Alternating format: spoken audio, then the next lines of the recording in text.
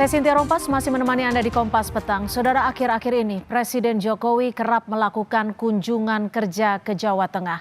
Apakah agenda ini jadi bagian manuver untuk menggembosi kandang banteng? Berikut liputannya.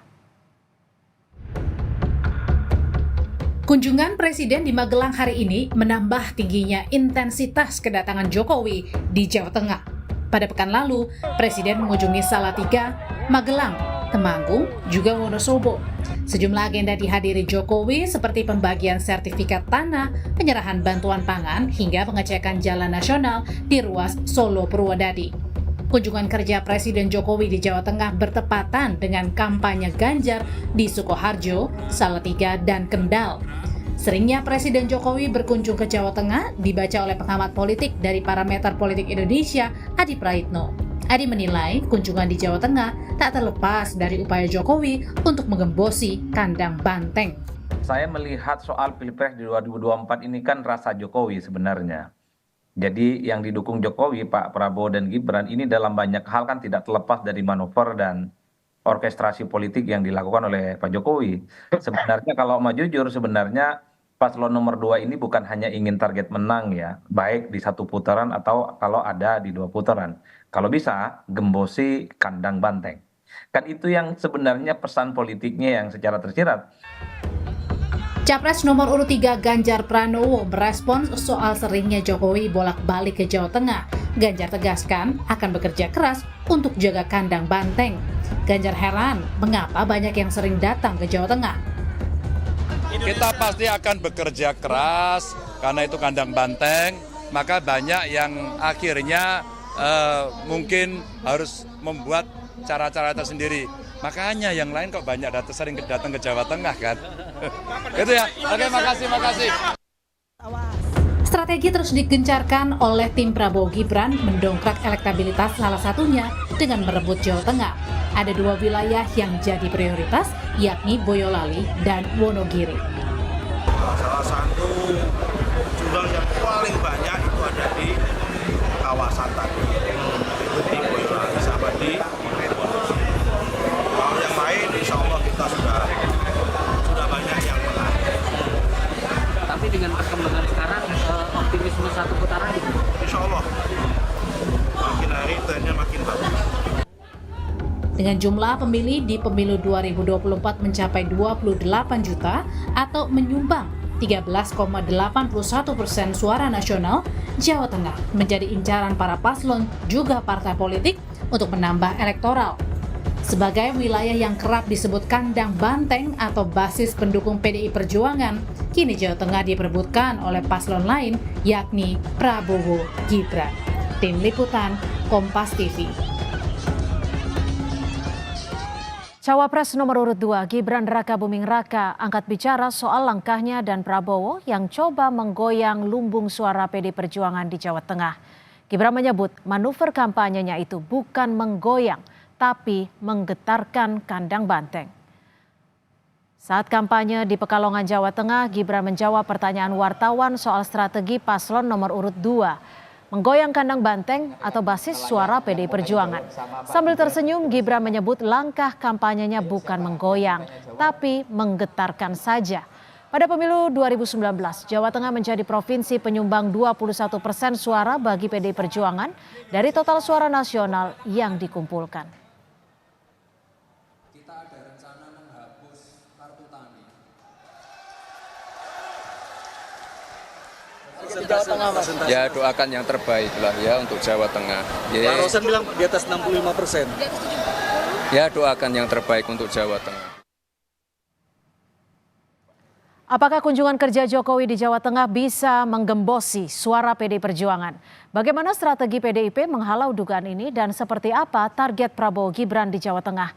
Kita akan bahas bersama dengan politisi PDI Perjuangan Arya Bima dan juga Juri Ardiantoro, jubir TKN Prabowo Gibran, serta pengamat politik dari Universitas Erlangga Sukowidodo. Selamat sore Bapak-Bapak, terima kasih sudah bergabung bersama kami di Kompas Petang.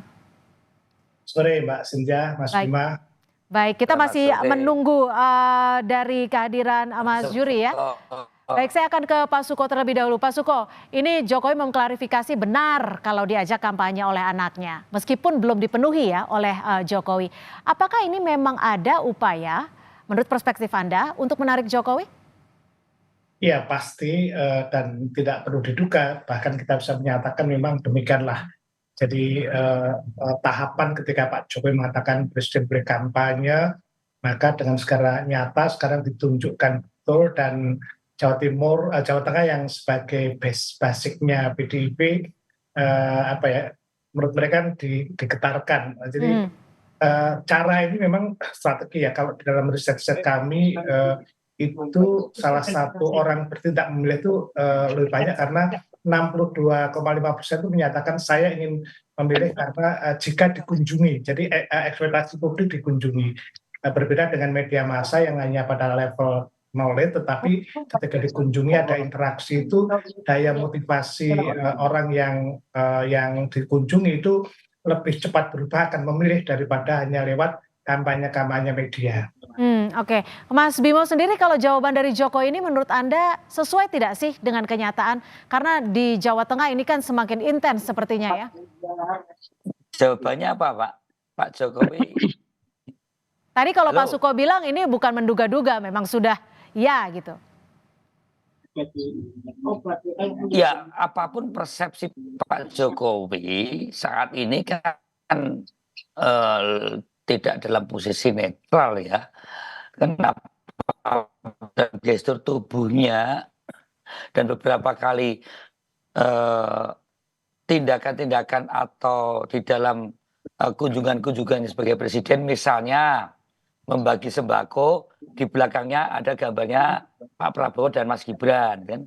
Ini menunjukkan bahwa bagaimana kedatangan Pak Jokowi ini seolah-olah akan menghanguskan 10 tahun atau 20 tahun pemerintahan PDI Perjuangan di Jawa Tengah.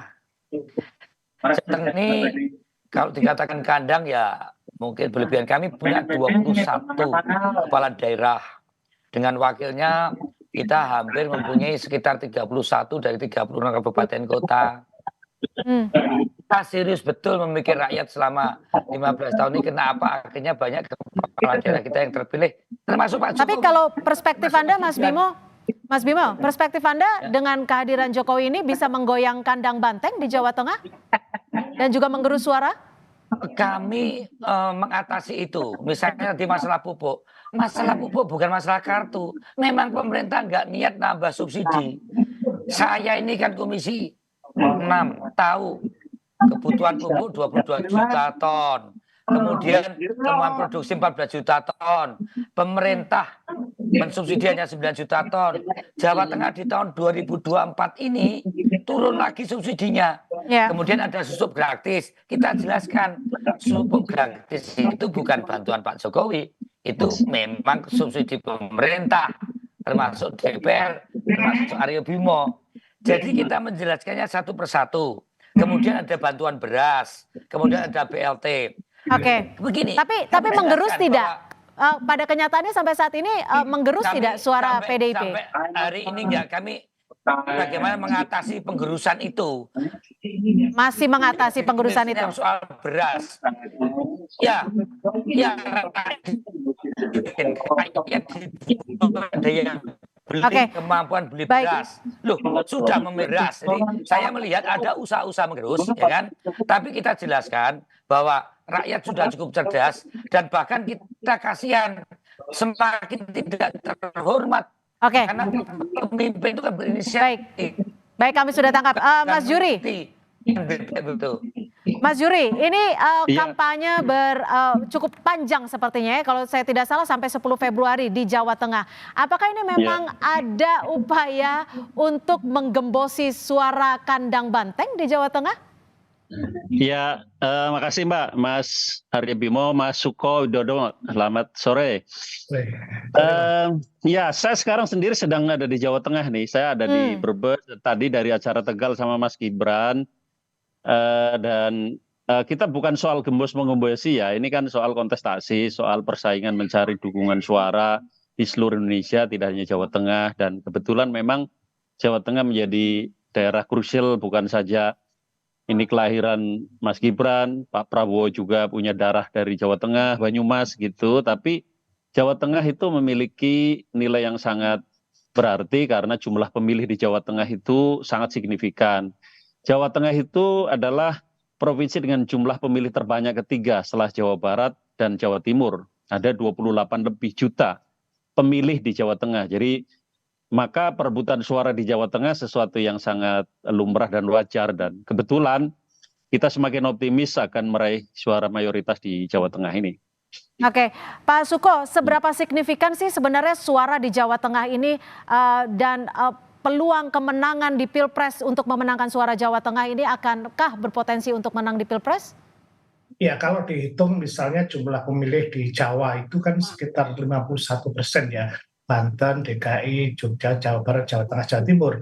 Otomatis suara yang banyak itu akan menjadi dulangan suara jika konsentrasinya ke Jawa. Dan secara hitungan pembiayaan, kalau memang istilahnya berkonsentrik ke situ, itu suaranya cukup banyak. Jadi tak mengherankan jika masing-masing calon apakah 1, 2, 3 menjadikan Jawa itu menjadi konsentrasi di dalam melakukan. Yang perlu dicatat sebetulnya tidak setiap kampanye itu akan berujung pada secara teoretik ya, tidak berujung pada ketundukan. Jadi orang berkampanye bisa juga 1 dia nerima, 2 menunggu-nunggu meskipun YG kadang nggak kepanggil, tapi yang ketiga adalah nolak misalnya. Jadi kemungkinan bisa begitu. Artinya ya boleh aja misalnya dimanapun, tapi impactnya tentu tergantung dari reaksi publik itu seberapa dia mampu, seperti kata Mas Bima tadi, pencegahan seperti apa ya. Baik, kalau dilihat dari banyaknya Jokowi datang ke Jawa Tengah dari bulan Januari saja, kalau tidak salah sudah 3 kali ya. Apakah ini akan menggoyang basis suara di Jawa Tengah, khususnya untuk PDI Perjuangan? Tetap bersama kami, Kompas Petang segera kembali. Terima kasih Anda masih bersama kami. Kita masih membahas soal berupaya untuk merebut suara di kandang banteng di Jawa Tengah. Saya akan kembali ke Mas Bimo. Mas Bimo, tadi Gibran menyebut bahwa tidak hanya akan menggentarkan kandang banteng. Nah, bagaimana tanggapan dari Anda terkait hal ini? Apakah sudah ada upaya-upaya untuk menjaga kekuatan, memperkokoh kandang banteng saat ini? Ya, yang kita tunggu kan Pak Prabowo dan Mas Wali Gibran ya. Ini kan pilpresnya ini kan Pak Prabowo. Pak Prabowo baru sekali loh datang ke Jawa Tengah kan gitu. Juga Mas Wali Kota. Muternya di Jawa Tengah ya kurang kenceng kan gitu kan. Nah, kita melihat memang putaran yang disorot sekarang kan lebih kehadiran Pak Presiden Jokowi.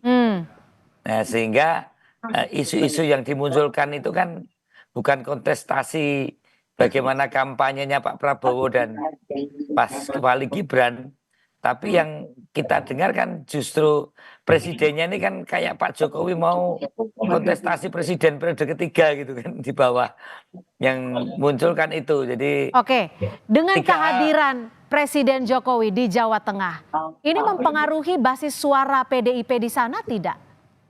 Kita berusaha untuk positive thinking bahwa kehadiran Pak Jokowi sebagai presiden itu tetap dalam posisi dia presiden, walaupun isu di media sosial, isu di media betul-betul bagaimana jurkam, ini saya bicara jurkamnya Pak Prabowo dan Mas Gibran ini banyak dilakukan oleh Pak Joko Widodo, entah sebagai Pak Joko Widodo sebagai presiden. Misalnya tadi soal sembako yang sudah dari Bulog ditempeli gambarnya Mas Prabowo dan Mas Gibran.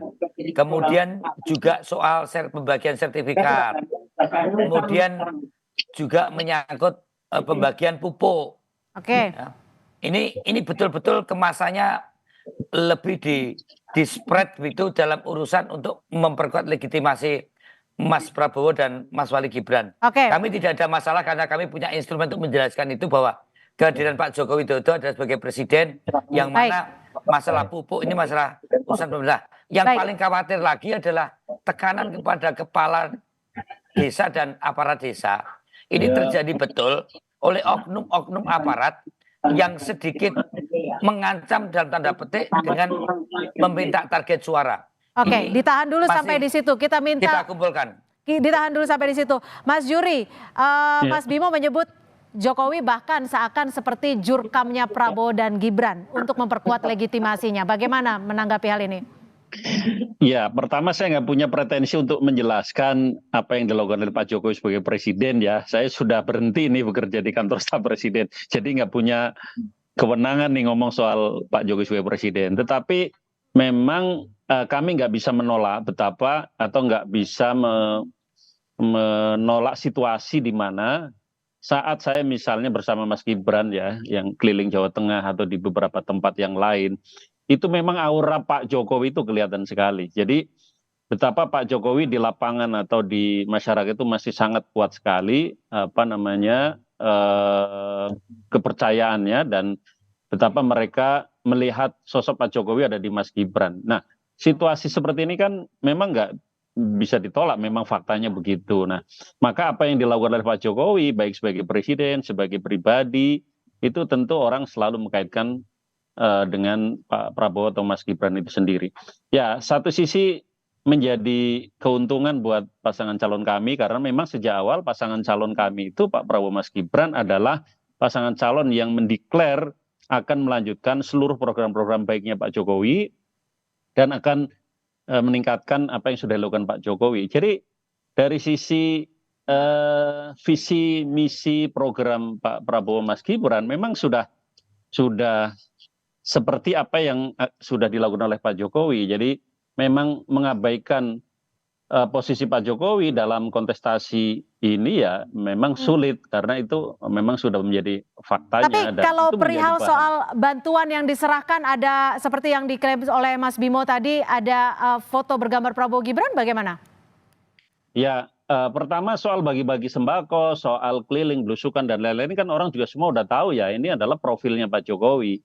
Sosoknya Pak Jokowi itu ya keliling, belusukan, bagi-bagi buku, bagi-bagi beras, dari dulu begitu, mau pemilu atau tidak pemilu.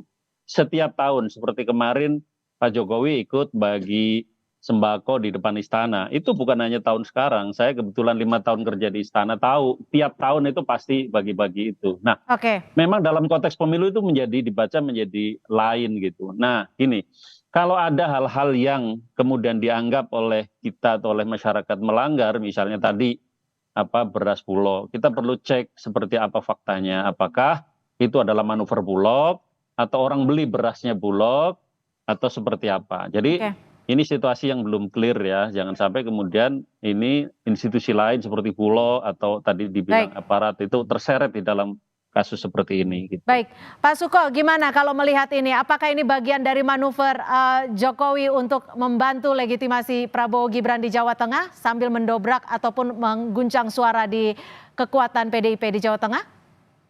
Iya, saya kira baik langsung ataupun tidak langsung, orang kan membaca bahwa Pak Jokowi itu kan asosiasi dari kekuatan pasangan 02 gitu loh. Maka ya gimana lagi? Tadi saya lihat Mas Bima rotok nyerah, makanya itu jadi bingung lah. Tapi menurut saya memang prinsip ya, kalau kita kembali ke pemilu yang jurdil, akan elok jika memang prinsip kebebasan itu menjadi prinsip demokrasi, freedom speech, freedom ekspresi itu harus dituangkan. Sehingga ketika orang memilih misalnya Pak Jokowi datang, karena apapun asosiasinya begitu, ya karena memang mau milih silahkan, tapi jangan sampai diskriminasi atau kemudian intimidasi kalau ada mungkin ada paksaan. Tapi menurut Anda dengan apa yang terjadi saat ini sudah menggambarkan jujur dan adil? Nah, ini problemnya kan subjektivitas ya. Nanti kalau saya mengatakan oh itu tidak, apakah nanti ada ketentuan, karena beberapa mestinya yang melakukan Bawaslu harus dengan jeli, misalnya kan kalau ASN pun kalau memberikan tanda aja nggak boleh gitu loh. Maka larangan-larangan itu prinsip-prinsip itu yang harus ditegakkan. Tidak apa-apa misalnya Pak Jokowi mau berkali-kali ke Jawa Tengah sepanjang ya tadi ada proporsi. Kalau foto datang karena kampanye itu harus ada izinnya. Tetapi ya tadi bahwa wilayah abu-abu ini kadang-kadang ya subjektivitas masing persepsi macam. Tapi saya melihat menurut saya di dalam Baik. konteks semacam ini kita menangkap bahwa itu kadang juga Pak Jokowi bertindak sebagai food getter yang Oke. saya baca seperti itu. Baik, Mas Bimo, terakhir, apa yang akan dilakukan PDI Perjuangan? Strategi apa untuk memperkokoh suara dan juga menjaga kandang banteng ini? Apakah 3 pilar ini sudah mulai bergerak? Singkat saja. Oh ya, tetap bergerak ya untuk seluruh kader relawan untuk terus mensosialisasikan dengan kampanye. Mengenai Pak Jokowi, memang kalangan menengah atas kalangan terdidik mulai melihat ketidaksukaan Pak Jokowi yang mencalonkan Mas Gibran. Di kalangan bawah masih banyak pendukung-pendukung PDI dan Pak Ganjar Pranowo. Ya, Pak Jokowi memang di hati, tapi Ganjar yang dinanti, yang diharapkan ganti itu bukan Pak Prabowo, bukan Mas Gibran. Bahasa mereka begini, maka kalau Pak Jokowi lewat, dia terdadah-dadah. Pak Jokowi di hati, tapi Ganjar dinanti. Mereka percaya bahwa Pak Prabowo ini bukan penerus. Dia 10 tahun, Pak Jokowi itu memang tidak percaya sama Pak Prabowo. Ya, bahwa mereka mendukung putranya mencalonkan, iya, tapi masyarakat tahu kok bahwa Pak Prabowo adalah orang yang punya cara berpikir dan punya visi misi dan program sendiri. Itulah rakyat bawah. Itu ngomong dari mereka. Ya, Pak Jokowi di hati, Ganjar dinanti yang menggantikan 2024. Itu masyarakat bawah yang saya temui. Jadi kalau ada bantuan pupuk, bantuan pangan, ya diterima saja dari Pak Jokowi. Tapi nantinya tetap nyoblos Ganjar, saya kira itu. Oke, baik. Singkat saja Pak Juri, singkat saja. Ya, kami sangat mendapat kehormatan ya keliling Jawa Tengah ya, Mas Gibran, Pak Prabowo kemarin juga di Semarang, dan kami yakin bisa bersaing secara sehat di Jawa Tengah dan melihat pergerakan di bawah, dan kemudian kita lihat juga perkembangan survei. Kita yakin mayoritas masyarakat Jawa Tengah akan memilih nomor 02 di Jawa Tengah. Jadi baik, terima kasih Pak Juri jangan sampai kampanye sendiri nanti. Baik, terima kasih atas perspektifnya Jubir TKN Prabowo Gibran, Mas Juri Ardiantoro, dan juga politisi PDIP dan juga Jubir TPN Ganjar Mahfud, Mas Arya Bima, dan analis komunikasi politik Universitas Erlangga, Pak Suko Widodo sudah bergabung bersama kami di Kompas Petang. Selamat sore. Sore. Terima kasih Pak Juri.